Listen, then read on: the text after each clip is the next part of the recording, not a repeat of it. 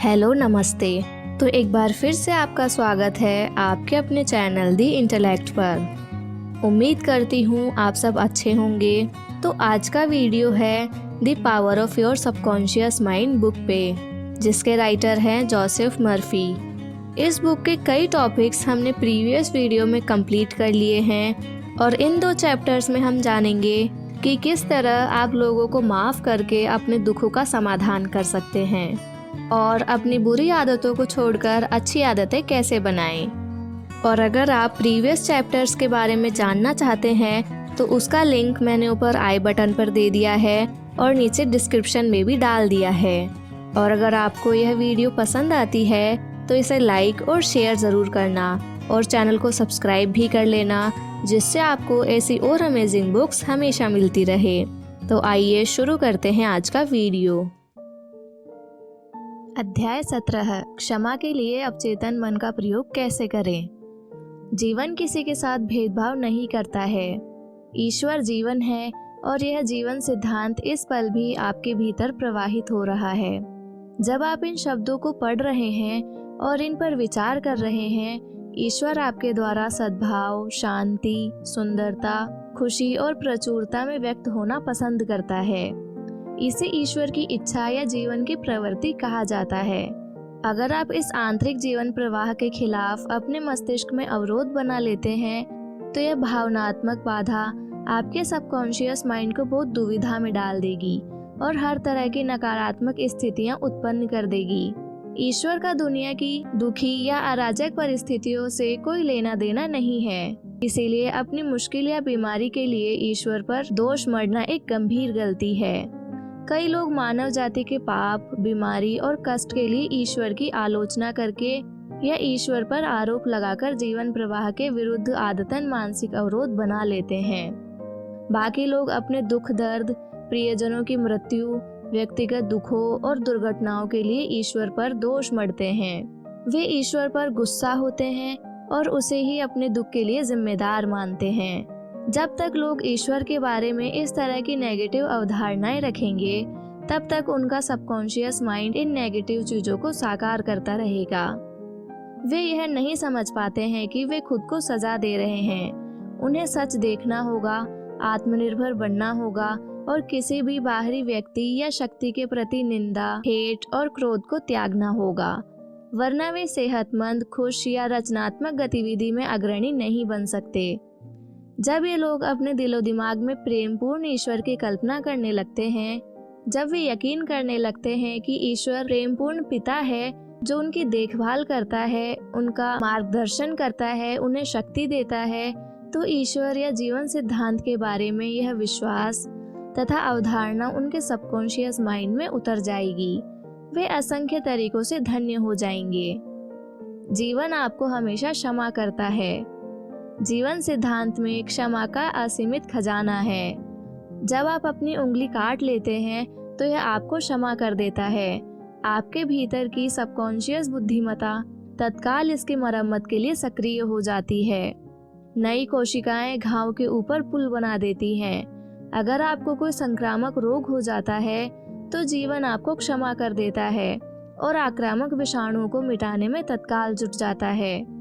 अगर आप अपना हाथ जला लेते हैं तो जीवन सिद्धांत फफोला और जलन को कम करता है तथा आपको नई त्वचा, ऊतक और कोशिकाएं देता है।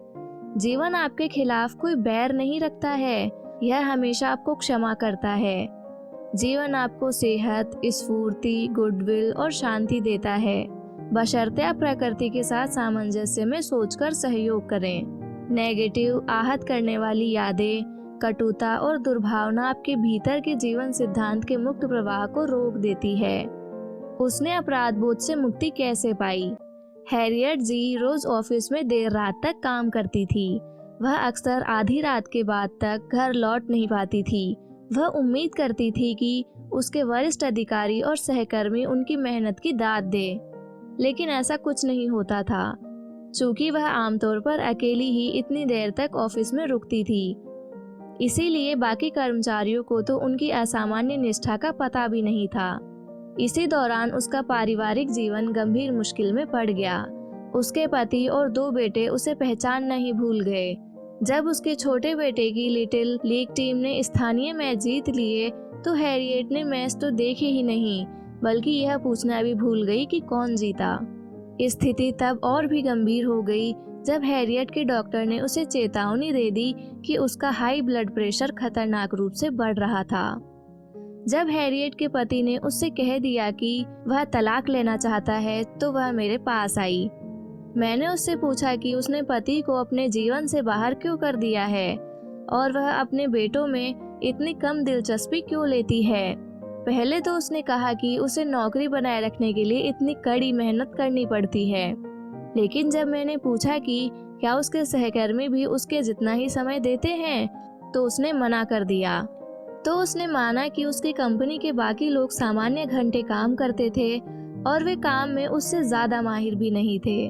मैंने पूछा कि वह इतनी मेहनत से काम क्यों कर रही थी। तुम्हारे मन में कोई चीज तुम्हें खाई जा रही है, मैंने उससे कहा।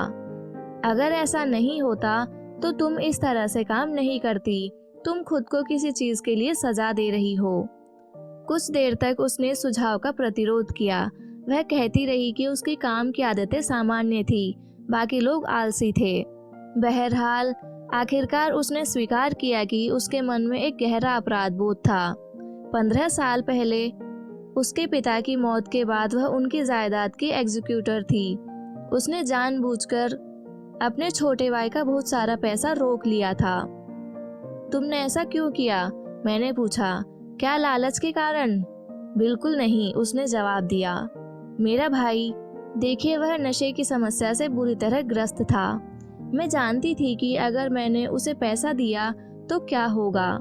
मैंने खुद से कहा कि मैं इसे उसके लिए बचा कर रख लूंगी और उसके ठीक हो जाने पर मैं उसे दे दूंगी। और मैंने आगे पूछा। हैरियट ने सांस ली। ऐसा कभी नहीं हो पाया। उसने खुद को मार डाला। शायद उसने ऐसा जानबूझकर नहीं किया था, लेकिन बात वही थी। तब वह सिर्फ 26 साल का था। मैं सोचती रहती हूँ, अगर मैंने वह पैसा उसे दे दिया होता तो क्या होता। शायद वह इससे किसी सुधार गृह में जाकर अपना इलाज करवा सकता था। वह अब भी जिंदा हो सकता था। मेरी गलती से उसकी मौत हुई है। मैंने उससे पूछा, अगर तुम्हें यह दोबारा करना पड़े तो तुम क्या करोगी?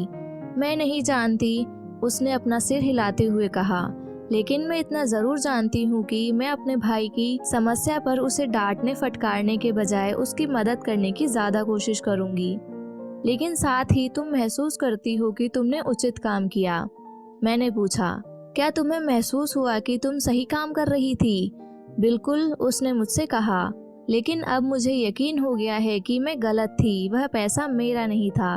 तो अब तुम वह काम नहीं करोगी? नहीं, मैं नहीं करूँगी, उसने जवाब दिया। उसका चेहरा सख्त हो गया, लेकिन उससे कोई फर्क नहीं पड़ता।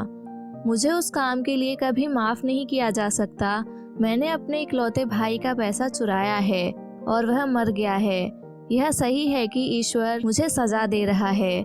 मैं इसी काबिल हूँ। मैंने उसे समझाया कि ईश्वर उसे सजा नहीं दे रहा है, वह खुद को सजा दे रही है। अगर आप जीवन के नियमों का दुरुपयोग करते हैं तो आपको उसी अनुसार कष्ट उठाना पड़ेगा। अगर आप बिजली के खुले तार पर हाथ रखेंगे तो आपको झटका लगेगा। प्रकृति की शक्तियाँ बुरी नहीं हैं। यह तो आपके प्रयोग से तय होता है कि उनका प्रभाव अच्छा पड़ता है या बुरा। बिजली बुरी नहीं है, यह तो इस बात पर निर्भर करता है कि आप इसका इस्तेमाल अपने घर को रोशन करने के लिए करते हैं या किसी को प्राणघातक झटका देने के लिए। इकलौता पाप नियम का अज्ञान है और इकलौती सजा इस नियम के दुरुपयोग की स्वतः रिएक्ट है। अगर आप रसायन शास्त्र के सिद्धांतों का दुरुपयोग करें तो अपने घर में विस्फोट करके उसे तबाह कर सकते हैं। अगर आप अपना हाथ किसी पटिये पर मारे तो हाथ से खून निकल सकता है। गलती पटिये की नहीं है, गलती तो आपकी है कि आपने इसका दुरुपयोग किया। अंततः मैंने हैरियट को एहसास दिला दिया कि ईश्वर किसी को सजा नहीं देता है। उसका सारा कष्ट उसके नेगेटिव और विध्वंसात्मक सोच पर सबकॉन्शियस माइंड के रिएक्ट के कारण था। उसे क्षमा की जरूरत थी, लेकिन माफ का सच्चा अर्थ खुद को क्षमा करना था। क्षमा को स्वर्ग, सामंजस्य और शांति कहा जाता है। अपराध बोध और आत्मनिंदा का बोझ उसके दिमाग में उतर गया और वह पूरी तरह ठीक हो गई। अगली बार जब उसने जांच करवाई तो उसका ब्लड प्रेशर सामान्य निकला। स्पष्टीकरण ही इलाज था। एक हत्यारे ने खुद को माफ करना सीखा। आर्थर ओ ने कई साल पहले यूरोप में एक आदमी की हत्या कर दी थी। जब वह मेरे पास आया तो बहुत मानसिक कष्ट और यातना से गुजर रहा था। उसे यकीन था कि ईश्वर उसके भयंकर काम की सजा देगा। मैंने उससे पूछा कि क्या हुआ था। उसने बताया कि जिस आदमी की उसने हत्या की थी उसका उसकी पत्नी के साथ प्रेम संबंध चल रहा था। एक दिन जब वह शिकार से लौटा तो उसने उन दोनों को अप्रत्याशित रूप से रंगे हाथों पकड़ लिया और क्रोध के उन्माद में उसने उस आदमी को गोली मार दी।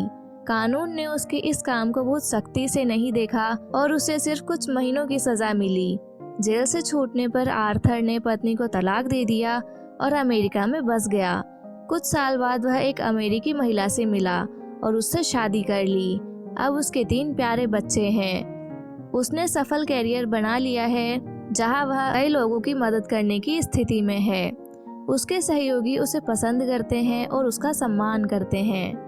बहरहाल इनमें से किसी भी चीज से उसे शांति नहीं मिल रही थी। अब भी वह अपने उस काम के लिए खुद को दोष देता था।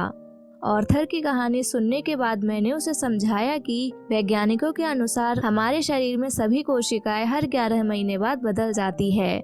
इसीलिए शारीरिक और मनोवैज्ञानिक रूप से अब वह वही व्यक्ति नहीं था जिसने हत्या की थी। उसे तो बदले हुए कई साल हो चुके थे। यही नहीं, उसने खुद को मानसिक और आध्यात्मिक रूप से भी बदल लिया था। अब वह मानवता के प्रति प्रेम और सद्भाव से भरा था। जिस व्यक्ति ने बरसों पहले वह अपराध किया था वह तो मानसिक और आध्यात्मिक रूप से कभी का मर चुका है। खुद को क्षमा न करके आर्थर एक निरपराध व्यक्ति को सजा दे रहा था। इस स्पष्टीकरण का उस पर गहरा प्रभाव पड़ा। उसे ऐसा लगा जैसे उसके दिमाग से बहुत भारी बोझ हट गया हो। उसे बाइबल की इस सच्चाई के आंतरिक महत्व का पहली बार एहसास हुआ। अब आओ हम तर्क करते हैं, ईश्वर ने कहा। हालांकि तुम्हारे पाप खून से रंगे होंगे लेकिन वे बर्फ जैसे सफेद हो जाएंगे। हालांकि वे खून की तरह लाल होंगे लेकिन वे ऊन जैसे बन जाएंगे। आलोचना आपकी सहमति के बिना आपको चोट नहीं पहुंचा सकती। रेमोना के नाम की एक स्कूल टीचर मेरे एक भाषण के बाद मेरे पास आई। उसने बताया कि हाल ही में उसे एक भाषण देना पड़ा। भाषण के बाद उसकी एक साथी स्कूल टीचर ने एक क्रिटिसिज्म भरी चिट्ठी भेजी। उसमें लिखा था कि रेमोना बहुत जल्दीबाजी में बोली थी, कुछ शब्द खा भी गई थी और उसकी आवाज सुनाई नहीं दे रही थी। उसका वाक्य गठन कमजोर था तथा उसकी बात सारगर्भित नहीं थी। इससे रेमोना आहत और नाराज हो गई। वह अपने क्रिटिसिज्म से हेट करने लगी और स्कूल में उससे दूर दूर रहने लगी। जब मैंने रेमोना से सवाल किया तो उसने अंततः स्वीकार किया कि क्रिटिसिज्म दरअसल सही थी। उसे वयस्क श्रोताओं के सामने बोलने का कोई अनुभव नहीं था। वह भाषण देने से पहले घबरा रही थी और बाद में वह खुश थी कि उसने यह काम कर दिखाया था। यही कारण था कि वह अपनी साथी टीचर की क्रिटिसिज्म से इतनी आहत हुई थी। यह तो ऐसा था जैसे किसी नन्हे बच्चे को इस बात पर डांटा जा रहा हो कि वह ज्यादा तेज नहीं दौड़ा, जबकि उसके लिए सिर्फ चलना ही अद्भुत काम था। हमारी बातचीत के बाद रेमोना ने पाया कि उसकी पहली रिएक्ट बचकानी थी। वह सहमत हुई कि क्रिटिसिज्म भरी चिट्ठी सचमुच एक वरदान थी और उसे इन सुधारों की सचमुच जरूरत थी। उसने भाषण कला को निखारने के लिए पास के कॉलेज में पब्लिक स्पीकिंग कोर्स करने का फैसला किया। इस बीच उसने चिट्ठी लिखने वाली टीचर को उसकी दिलचस्पी और जानकारी के लिए धन्यवाद दिया। करुण कैसे बने? क्या होता अगर रेमोना को मिली चिट्ठी पूरी तरह गलत होती? क्या होता अगर उसके पास यह सोचने का अच्छा कारण होता कि उसके भाषण की यह क्रिटिसिज्म बहुत गलत है? उस मामले में रेमोना को यह एहसास होता कि उसके भाषण के शब्दों या अंदाज में ऐसा कुछ था जिससे उस चिट्ठी लिखने वाले के पूर्वाग्रहों, अंधविश्वासों या संकीर्ण विश्वासों को झटका लगा होगा। समस्या उसके साथ नहीं बल्कि लेखिका के साथ होती। इसे समझना करुणा की दिशा में पहला अनिवार्य कदम उठाना है। अगला तार्किक कदम सामने वाले की शांति, सद्भाव और समझ के लिए प्रार्थना करना है। जब आप जानते हैं कि आप अपने विचारों, प्रतिक्रियाओं और भावनाओं के मालिक हैं तो आप आहत नहीं हो सकते। भावनाएं विचारों का अनुसरण करती है और आप में उन सभी विचारों को अस्वीकृत करने की शक्ति है जो आपको विचलित या परेशान कर सकते हैं। विवाह की वेदी पर अकेली। कुछ साल पहले मैं एक पास वाले चर्च में शादी कराने गया। दूल्हा बनने वाला युवक काफी समय बीतने के बाद भी नहीं आया। होने वाली दुल्हन ने 2 घंटे बाद कुछ आंसू बहाए। फिर उसने मुझसे कहा, मैंने सुपरनल गाइडेंस के लिए प्रार्थना की थी। युवक का ना आना शायद मेरी प्रार्थना का जवाब है, क्योंकि ईश्वर कभी गलत गाइडेंस नहीं देता है। उसकी रिएक्ट ईश्वर और सभी अच्छी चीजों में अपनी आस्था को दोबारा व्यक्त करना था। उसके दिल में कोई कटुता नहीं थी, क्योंकि जैसा उसने कहा, हालांकि मैं इस विवाह के लिए बेताब थी, लेकिन मुझे लगता है कि यह विवाह सही कर्म में नहीं होता, क्योंकि मेरी प्रार्थना सही कर्म के लिए थी, सिर्फ मेरे लिए नहीं बल्कि हम दोनों के लिए। यह युवती एक ऐसे एक्सपीरियंस से आसानी से बाहर निकल गई जिस पर कोई और व्यक्ति भावनात्मक हंगामा मचा देता।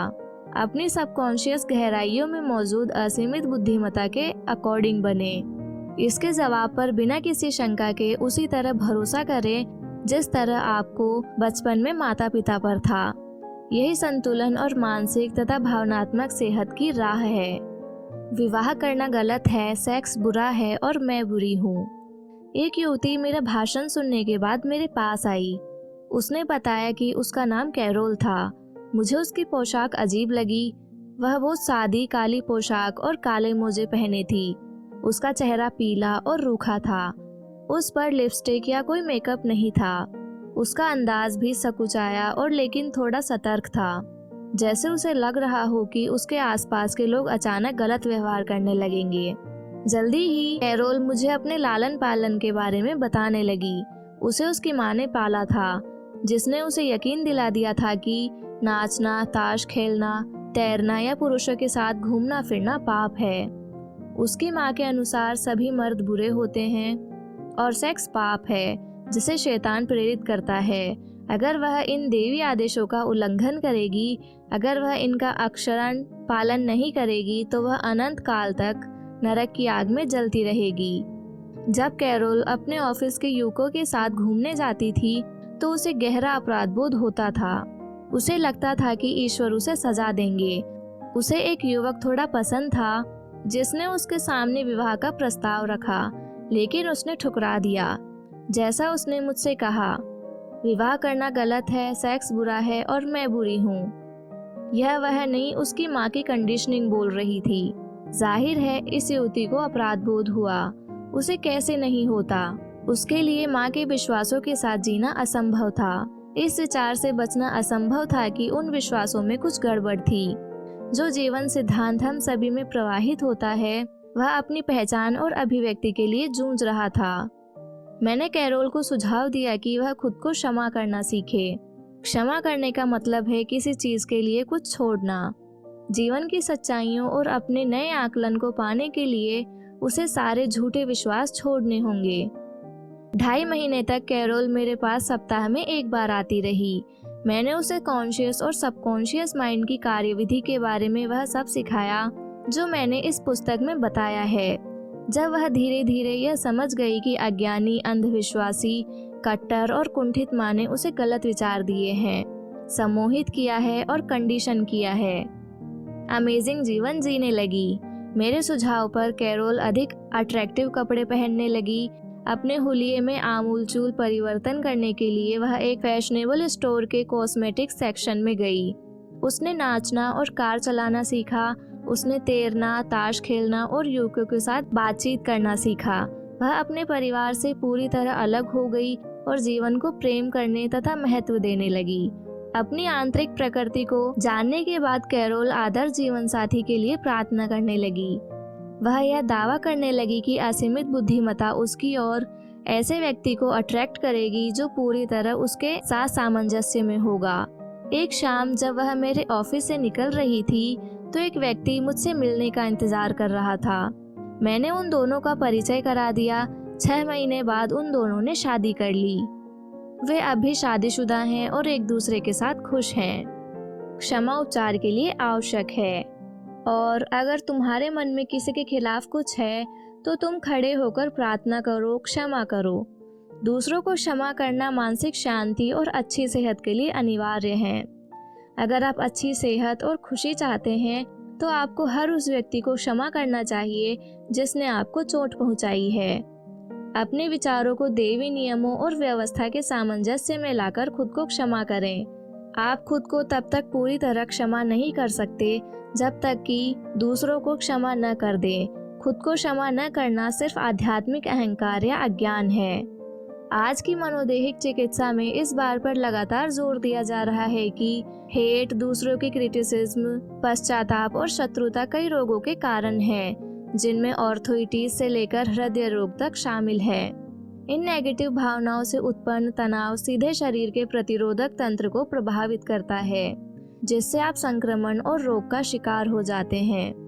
तनाव संबंधी विकारों के विशेषज्ञ बताते हैं कि दुर्व्यवहार के शिकार, धोखा खा चुके या आहत लोग अक्सर रिएक्ट करते हुए हेट और नफरत पार लेते हैं। यह रिएक्ट उनके सबकॉन्शियस माइंड में गहरा घाव उत्पन्न कर देती है, जो लगातार टीज मारता रहता है। सिर्फ एक ही इलाज है, उन्हें अपनी चोट को काटकर हटाना होगा और इसका एकमात्र अचूक तरीका है क्षमा। क्षमा सक्रिय प्रेम है। क्षमा की कला में अनिवार्य तत्व में क्षमा करने की इच्छा होना है। अगर आप सच्चे दिल से किसी को क्षमा करने की इच्छा रखते हैं तो आपने आधी बाधा पार कर ली है। जाहिर है आप जानते हैं कि किसी को क्षमा करने का यह मतलब नहीं होता है कि आप उसे पसंद करते हैं या उसके साथ संबंध बढ़ाना चाहते हैं। आप किसी को पसंद करने के लिए बाध्य नहीं हैं। यह तो ऐसा ही होगा जैसे सरकार सद्भाव, प्रेम, शांति या सहिष्णुता के बारे में कानून बनाने की कोशिश करे। आप किसी व्यक्ति को सिर्फ इसलिए पसंद नहीं कर सकते क्योंकि कोई आपको ऐसा करने का आदेश देता है। बहरहाल, और यह काफी महत्वपूर्ण बात है, हम लोगों को पसंद किए बिना उनसे प्रेम कर सकते हैं।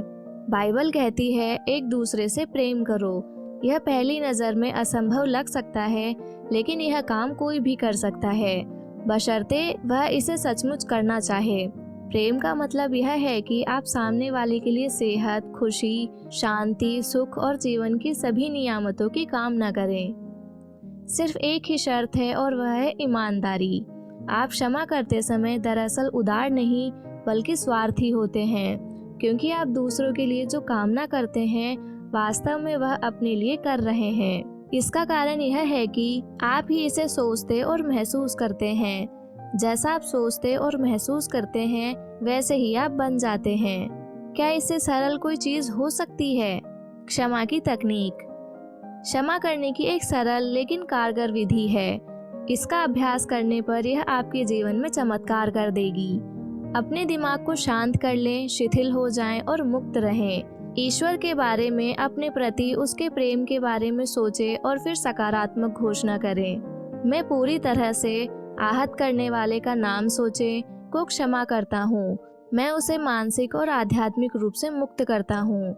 मैं उसे इस मुद्दे से संबंधित हर चीज के लिए पूरी तरह से माफ करता हूँ। मैं मुक्त हूँ और वह मुक्त है। यह अद्भुत भावना है। मेरे लिए यह आम क्षमादान का दिन है।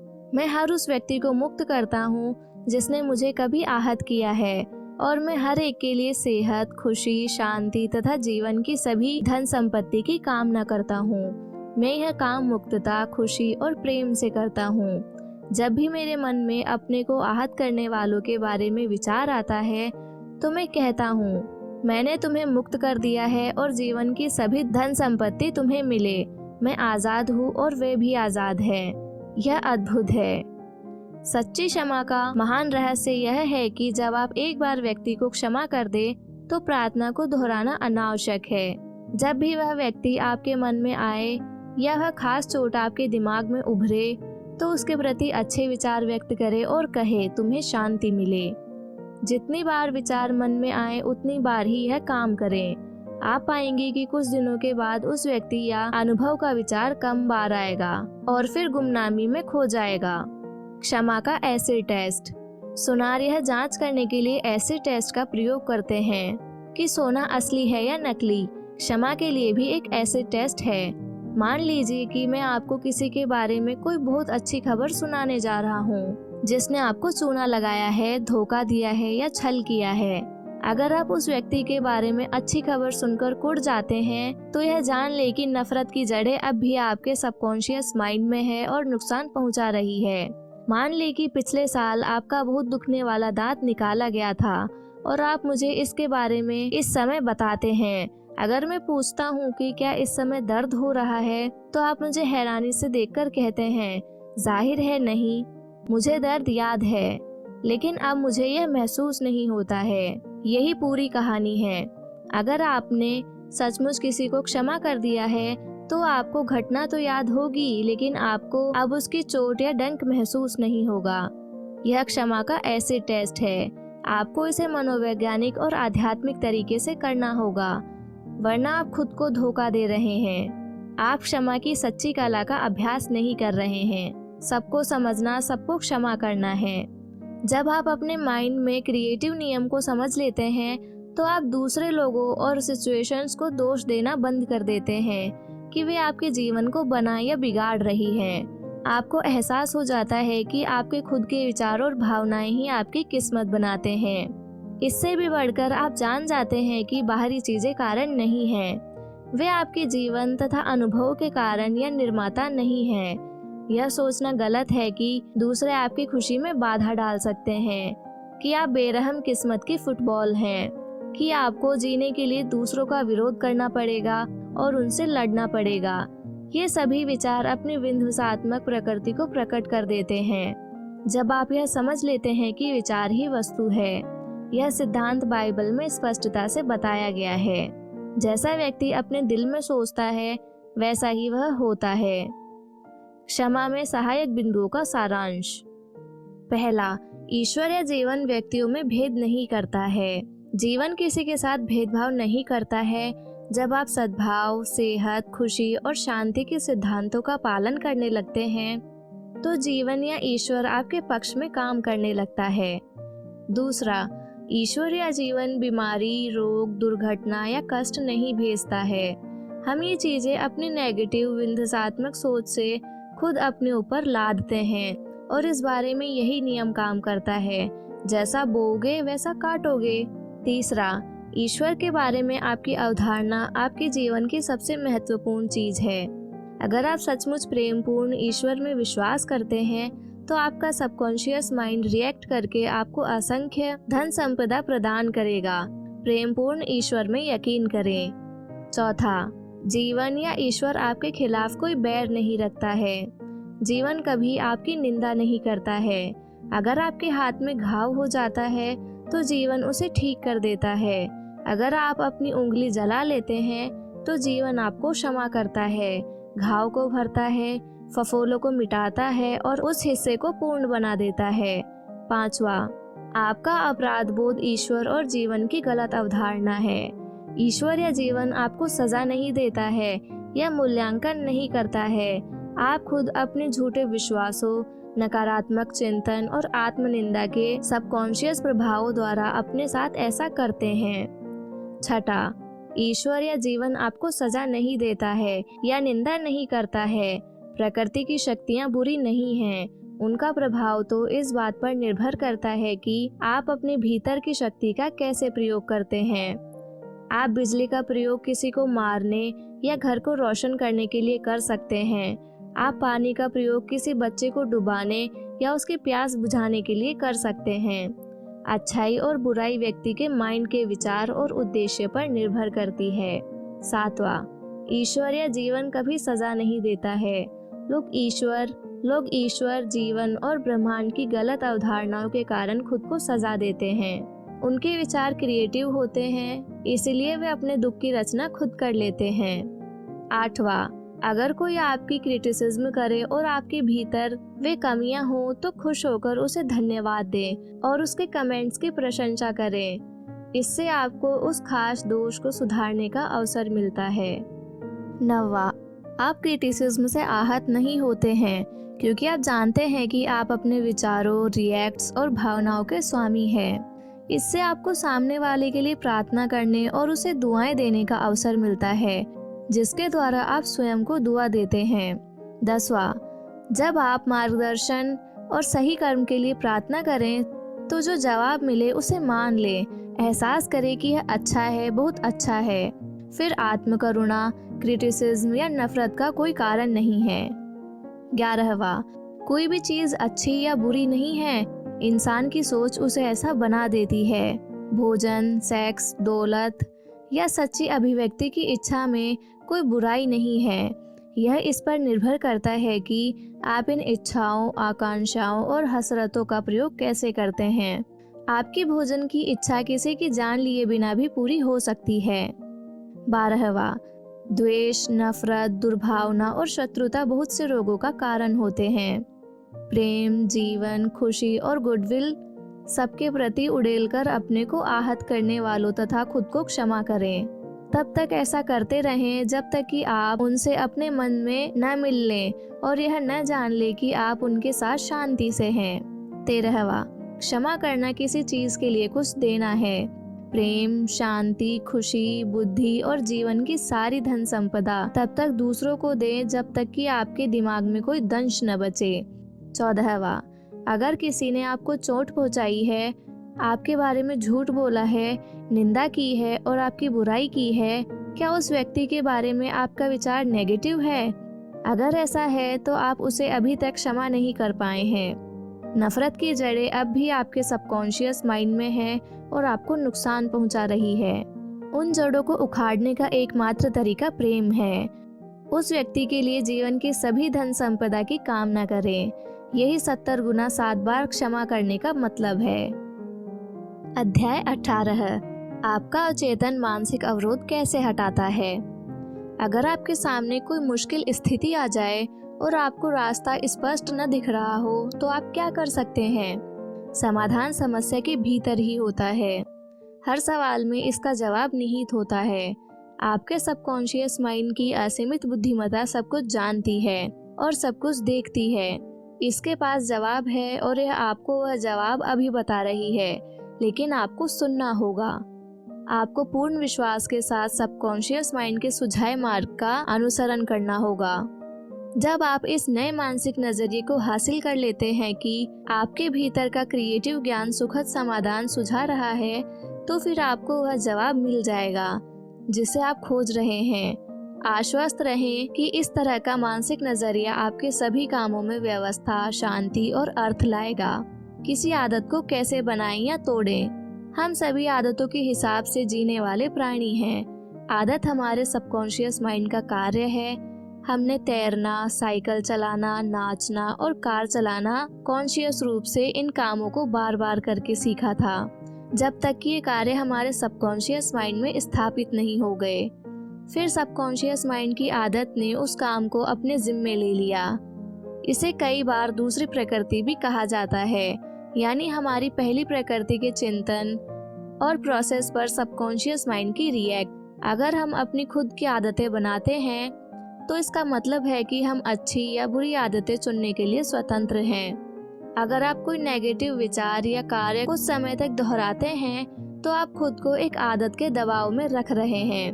आपके सबकॉन्शियस माइंड का नियम दबाव है। उसने बुरी आदत कैसे छोड़ी? जब बॉब जे मेरे पास आया तो वह बहुत निराश था। उसने मुझसे कहा, शराब मेरी नौकरी, पत्नी और परिवार को पी गई। मेरी पत्नी मुझसे फोन पर भी बात नहीं करती है। वह मुझे अपनी बेटी से भी मिलने नहीं देती है। मैं नहीं जानता कि क्या करूं। मैंने पूछा, क्या आपने शराब छोड़ने की कोशिश की है? जाहिर है की है, उसने कहा, बहुत बार, और मैंने छोड़ी भी है कुछ समय के लिए, लेकिन मन बेकाबू हो जाता है और मैं 2 सप्ताह तक लगातार नशे में डूबा रहता हूँ। इस दुर्भाग्यशाली व्यक्ति के साथ ऐसा बार बार हुआ। उसे एहसास था कि लगातार पीना उसकी आदत बन चुकी है और वह जानता था कि उसे इस आदत को बदलकर एक नई आदत डालनी थी। बहरहाल इच्छाओं को दबाने की कोशिश से हालत सुधारने के बजाय बिगड़ती जा रही थी। उसकी लगातार असफलताओं ने उसे विश्वास दिला दिया कि वह असफल है और उसके पास अपनी इच्छा को नियंत्रित करने की शक्ति नहीं है। शक्तिहीनता के इस विचार ने उसके सबकॉन्शियस माइंड पर जबरदस्त सुझाव के रूप में काम किया। इस कारण उसकी कमजोरी बढ़ गई और उसका जीवन असफलताओं का सिलसिला बन गया। मैंने उसे कॉन्शियस और सबकॉन्शियस माइंड के कार्यों में तालमेल बिठाना सिखाया। इन दोनों के सहयोग से सबकॉन्शियस माइंड में बोई गई इच्छा या विचार साकार हो जाता है। उसका तार्किक मन सहमत था कि अगर उसकी आदत के पुराने मार्ग ने उसे मुश्किल में डाल दिया है तो वह कॉन्शियस रूप से स्वतंत्रता, संयम और मानसिक शांति का नया मार्ग बना सकता है। वह जानता था कि हालांकि उसकी विनाशक आदत अब स्वचालित बन गई है, लेकिन उसने इसे सचेतन विकल्प चुनकर खुद बनाया था। उसे एहसास था कि अगर उसे अपनी कंडीशनिंग नेगेटिव कर ली है तो वह इस कंडीशनिंग को पॉजिटिव भी बना सकता है। परिणाम स्वरूप उसने यह सोचना छोड़ दिया कि वह इस आदत को नहीं छोड़ सकता। उसने एक स्पष्ट समझ हासिल की कि उसके अपने विचार के अलावा उसके उपचार में कोई बाधा नहीं है, कोशिश या मानसिक दबाव की कोई जरूरत नहीं है। उसकी मानसिक तस्वीर की शक्ति। बॉब ने अपने शरीर को शिथिल करने का अभ्यास किया और मनन की निष्क्रिय अवस्था में पहुंच गया। फिर उसने यह जानते हुए माइंड में इच्छित परिणाम की तस्वीर भरी कि उसका सबकॉन्शियस माइंड सबसे आसान तरीके से इसे साकार कर सकता है। उसने कल्पना की कि उसकी बेटी गले लगते हुए स्वागत कर रही है और कह रही है, ओह डैडी, कितना अच्छा हुआ कि आप दोबारा घर लौट आए। नियमित रूप से सुनियोजित तरीके से वह इस तरह से बैठकर मनन करता रहा। ध्यान भटकने पर उसने तत्काल अपनी बेटी की मानसिक तस्वीर याद करने की आदत डाल ली, उसकी मुस्कान के साथ और उसके घर का दृश्य जो बेटी की चहकती आवाज से जीवंत था। इस सब से उसके दिमाग की दोबारा कंडीशनिंग हो गई। यह एक क्रमिक प्रोसेस थी। उसने इसे जारी रखा। वह लगा रहा क्योंकि वह जानता था कि देर सबेर वह अपने सबकॉन्शियस माइंड में आदत का नया पैटर्न बना लेगा। मैंने उसे बताया कि वह अपने कॉन्शियस माइंड को कैमरे की तरह मान सकता है, जबकि उसका सबकॉन्शियस माइंड वह संवेदनशील प्लेट है जिस पर वह तस्वीर की छाप छोड़ता है। इस सुझाव का उस पर गहरा प्रभाव पड़ा। उसका पूरा लक्ष्य यह बन गया कि वह अपने मन की तस्वीर की दृढ़ छाप छोड़े और उसे डेवलप करे। फिल्म को अंधेरे में डेवलप किया जाता है, इसी तरह मानसिक तस्वीरों को सबकॉन्शियस माइंड के डार्क रूम में डेवलप किया जाता है। केंद्रित ध्यान। बॉब समझ गया कि उसका कॉन्शियस माइंड कैमरे की तरह है, इसीलिए उसने कोई कोशिश नहीं की, कोई मानसिक संघर्ष नहीं हुआ। उसने शांति से अपने विचारों को संतुलित किया और अपना ध्यान अपने सामने के दृश्य पर केंद्रित किया, जब तक कि वह तस्वीर के साथ क्रमशः एकाकार नहीं हो गया। वह मानसिक माहौल में डूब गया और मानसिक फिल्म को बार बार देखने लगा। उपचार होने के बारे में कोई शंका ही नहीं थी। जब भी पीने की तलब लगती थी तो वह अपनी कल्पना को शराब के विचार से दूर मोड़कर अपने परिवार के साथ घर पर रहने की भावना की ओर मोड़ लेता था। वह सफल था क्योंकि उसे विश्वास भरी उम्मीद थी कि वह अपने माइंड में जो फिल्म डेवलप कर रहा था वह अवश्य घटेगी। आज वह संयमपूर्ण जीवन जी रहा है, अपने परिवार के साथ दोबारा रहने लगा है, कैरियर में सफल और खुश है। उसने कहा कि बदकिस्मती आपके पीछे पड़ी है। पिछले 3 महीनों से मेरे सामने एक के बाद एक बाधा आती जा रही है। मुझे सचमुच लगता है कि बदकिस्मती मेरे पीछे पड़ी है। रूथ भी एक कंपनी के संस्थापक थी जो प्रोफेशनल्स के लिए बिलिंग और रिकॉर्ड कीपिंग का काम करती थी। उसकी कंपनी पहले तो बहुत सफल थी, फिर कुछ हो गया और स्थिति बदल गई। मुझे समझ में नहीं आता है, उसने मुझसे कहा। अचानक ऐसा लगता है जैसे जो मेरे दरवाजे मेरे लिए खुल रहे थे वे सभी अब कसकर बंद हो चुके हैं। मैं बार बार संभावित ग्राहकों से साइन कराने के करीब पहुंच जाती हूँ, फिर आखिरी मिनट पर वे पीछे हट जाते हैं। क्या हो रहा है? आपको यह समस्या कब से आ रही है? मैंने पूछा। जैसे मैंने कहा, लगभग 3 महीने से, उसने जवाब दिया। अप्रैल के बीच से। उत्सुकता से मैंने पूछा, आपको तारीख के बारे में इतना यकीन कैसे है? क्या उस समय कोई खास चीज हुई थी? उसने त्योरियां चढ़ाई। मेरा यकीन माने, मैं एक दंत चिकित्सक को ग्राहक बनाने की कोशिश कर रही थी। मैं उसका नाम नहीं लूंगी, लेकिन अगर आपने अपने बच्चे के दांतों में तार लगवाए हों तो आप शायद उसे जानते होंगे। मैंने सब कुछ साफ साफ बता दिया। मैंने उसे बताया कि अगर मेरी कंपनी उसका सारा कागजी काम संभाल लेगी तो उसका कितना समय, मेहनत और पैसा बचेगा। उसे इस बात में समझदारी दिखी और उसने मौखिक सहमति दे दी। लेकिन जब मैंने उसे डाक से अनुबंध भेजा तो पहले तो उसने आनाकानी की, फिर पीछे हट गया। मैं आग बबूला थी। और उसके बाद? मैंने पूछा। उसके बाद यह बार बार होने लगा, रूथ ने कहा। एक पल के लिए उसने अपनी आंख ढक ली। बदकिस्मती मेरे पीछे पड़ी है, कोई दूसरा कारण ही नहीं है। हाँ है, मैंने उससे कहा। मैंने समझाया कि दंत चिकित्सक के प्रति उसकी चिढ़ और हेट ने उसे यह सबकॉन्शियस विश्वास दिला दिया था कि उसके अन्य संभावित ग्राहक भी बाद में पीछे हट जाएंगे। इस विश्वास ने फ्रस्ट्रेशन, शत्रुता और बाधाओं का पैटर्न बना दिया। उसने अपने मन में आखिरी मिनट में अनुबंध कैंसिल होने की आशंका बना ली। एक बार जब उसके सबकॉन्शियस माइंड पर यह छाप छूट गई तो यह उन सिचुएशंस को उत्पन्न करने लगा जिनका उसे डर था। हर सफलता इस विश्वास को दृढ़ बनाती थी कि वह असफल होने के लिए बाध्य है। उसने एक दुष्चक्र बना लिया था। बातचीत के दौरान रूथ को समझ में आने लगा कि समस्या उसके अपने माइंड में थी। उसे एहसास हो गया कि इलाज तभी हो सकता है जब वह अपने मानसिक नजरिए को बदल ले। वह इस तरीके से मनन करने लगी। मुझे एहसास है कि मैं अपने सबकॉन्शियस माइंड की असीमित बुद्धिमत्ता के साथ एकाकार हूँ, जो किसी बाधा, मुश्किल या विलंब को नहीं जानती है। मैं सर्वश्रेष्ठ की सुखद उम्मीद में जीती हूँ। मेरा अधिक गहरा मन मेरे विचारों पर रिएक्ट करता है। मैं जानती हूँ कि मेरे सबकॉन्शियस की असीमित शक्ति का काम रोका नहीं जा सकता। असीमित बुद्धिमत्ता जो भी शुरू करती है उसे हमेशा सफलतापूर्वक पूरा करती है। क्रिएटिव नॉलेज मेरे माध्यम से काम करके मेरी तरफ सारी योजनाओं और उद्देश्यों को पूरा करता है। मैं जो भी शुरू करती हूँ उसे सफलता से पूरा करती हूँ। जीवन में मेरा लक्ष्य अद्भुत सेवा देना है और मैं जिनके भी संपर्क में आती हूँ वो मेरी सेवाओं से धन्य हो जाते हैं। मेरे सभी काम देवी विधान में पूर्ण परिणति तक पहुँचते हैं। उसने यह प्रार्थना हर सुबह ग्राहकों से मिलने जाने से पहले दोहराई। उसने हर रात सोने से पहले भी यह प्रार्थना दोहराई। कुछ ही समय में उसने सबकॉन्शियस माइंड में एक नई आदत का पैटर्न बना लिया। जल्दी ही वह एक बार फिर से संभावित ग्राहकों को कंपनी के सौदों पर साइन कराने में सफल होने लगी।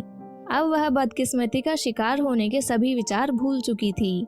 आप जो चाहते हैं उसे कितना चाहते हैं? कहा जाता है कि एक युवक ने सुकरात से पूछा कि उसे बुद्धि कैसे मिल सकती है। मेरे साथ आओ, सुकरात ने जवाब दिया।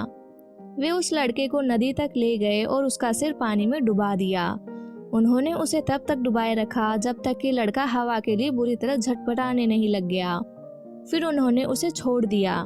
जब लड़के की हालत ठीक हो गई तो सुकरात ने उससे पूछा, जब तुम्हारा सिर पानी में डूबा था तो तुम्हें किस चीज की सबसे ज्यादा जरूरत थी?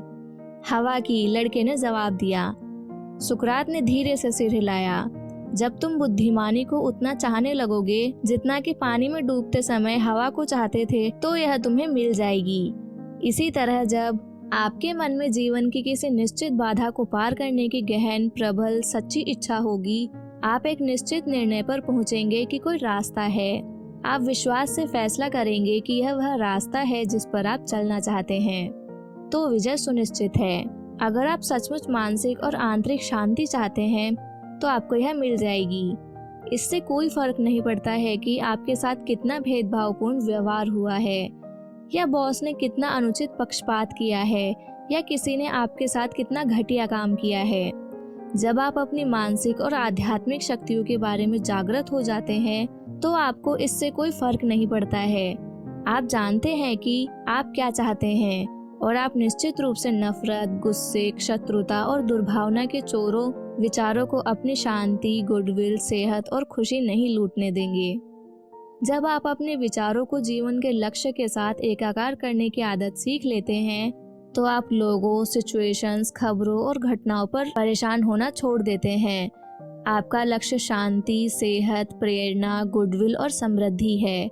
महसूस करें कि शांति की नदी आपके भीतर इसी समय प्रवाहित हो रही है।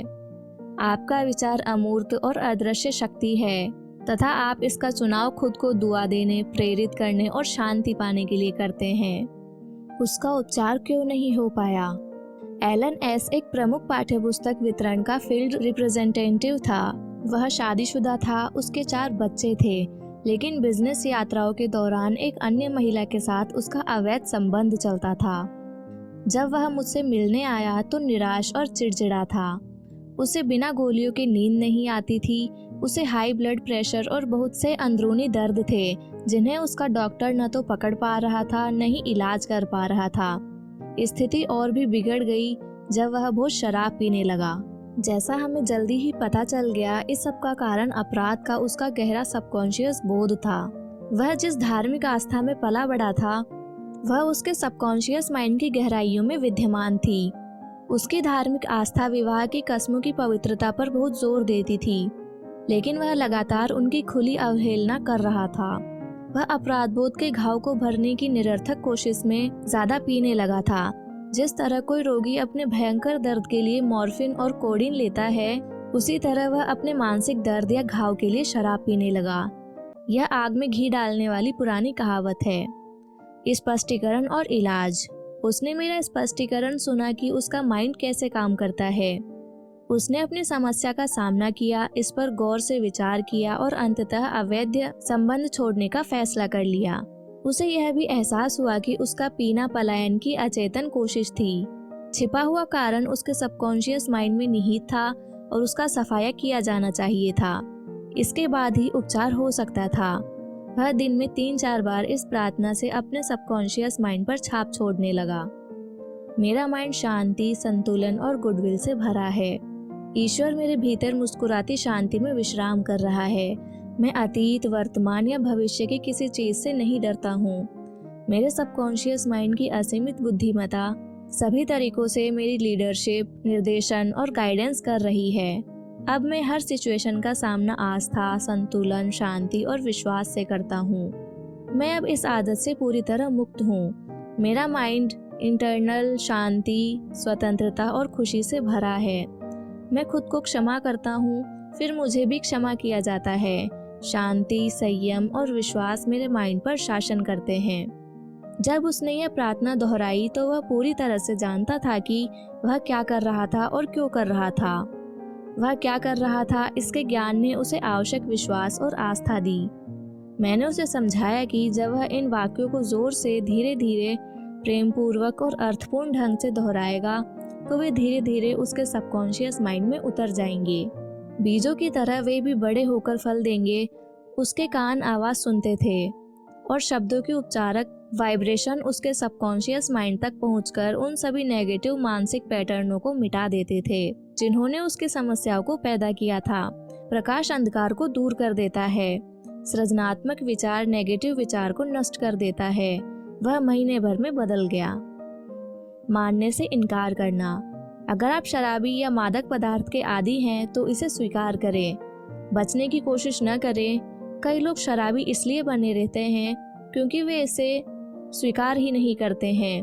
आपकी बीमारी एक अस्थिरता है, एक आंतरिक डर है।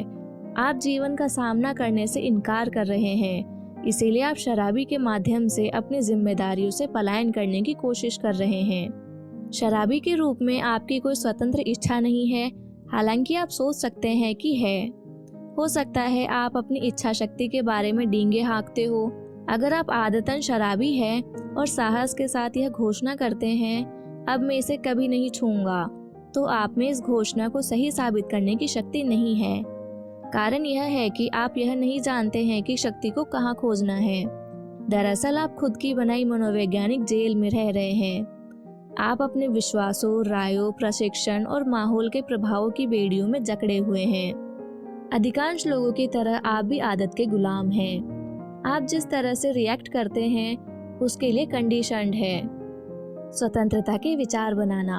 आप अपनी मानसिकता में फ्रीडम और मानसिक शांति का विचार भर सकते हैं ताकि यह आपके सबकॉन्शियस गहराइयों तक पहुंच जाए। सबकॉन्शियस माइंड सर्वशक्तिमान है, इसीलिए यह आपको शराब पीने की इच्छा से मुक्त कर देगा। उस मोड़ पर आपको एक नई समझ मिलेगी कि आपका दिमाग कैसे काम करता है। आपको अपने भीतर असीमित संसाधन मिलेंगे जिनके द्वारा आप अपनी बात को सच साबित कर सकते हैं। 51% उपचार। अगर आपने मन में किसी विनाशक आदत से छुटकारा पाने की प्रबल इच्छा है तो आपका 51% इलाज पहले ही हो चुका है। जब आपकी बुरी आदत को छोड़ने की इच्छा इसे जारी रखने की आवश्यकता से अधिक बड़ी हो जाती है तो आपको यह जानकर हैरानी होगी कि पूर्ण स्वतंत्रता सिर्फ एक कदम दूर है। जो भी विचार आप अपने दिमाग में लंगर की तरह डालते हैं, आपका माइंड उसका विस्तार करता है। माइंड को फ्रीडम की अवधारणा यानी विनाशक आदत से छुटकारा और मानसिक शांति पर केंद्रित करें। इसे ध्यान की नई दिशा पर केंद्रित करें। इससे आप ऐसी भावनाएं उत्पन्न करते हैं जो स्वतंत्रता और शांति की अवधारणा को धीरे धीरे ग्रहण कर लेती है।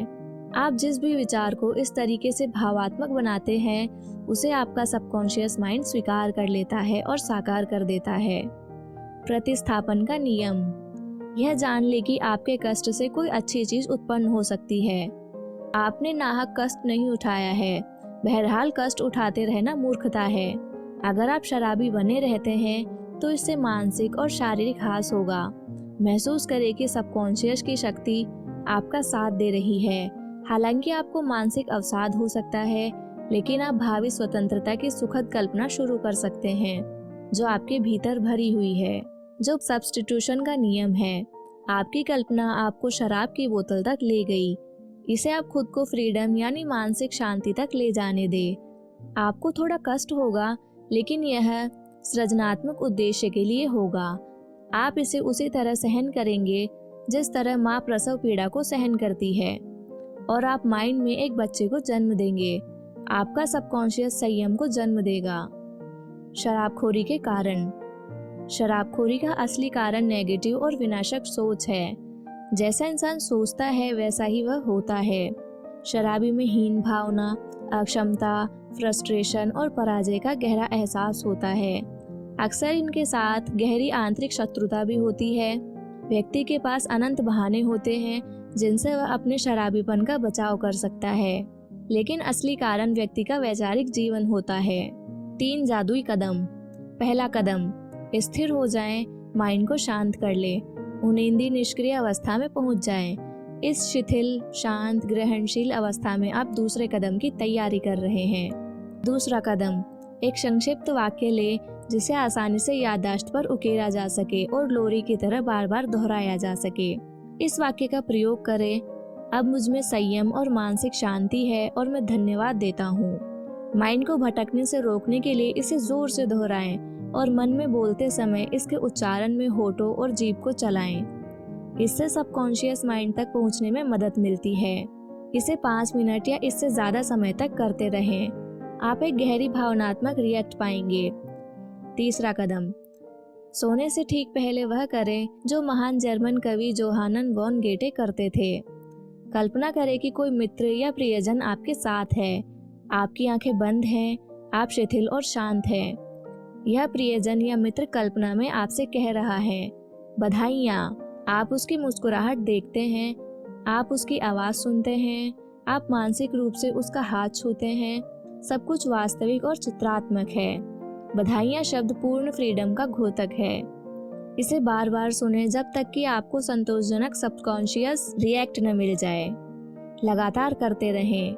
जब डर आपके माइंड का दरवाज़ा खटखटाए या चिंता, तनाव या शंका आपके दिमाग में आए, तो अपने सपने, अपने लक्ष्य को देखते रहें। अपने सबकॉन्शियस माइंड के भीतर की असीमित शक्ति के बारे में सोचें जो आपके चिंतन और कल्पना को उत्पन्न कर सकती है। इससे आपको विश्वास, शक्ति और साहस मिलेगा। लगातार करते रहें, जुटे रहें, जब तक कि दिन न निकल आए और अंधेरा दूर न भाग जाए। अपने विचारों की शक्ति की समीक्षा करें।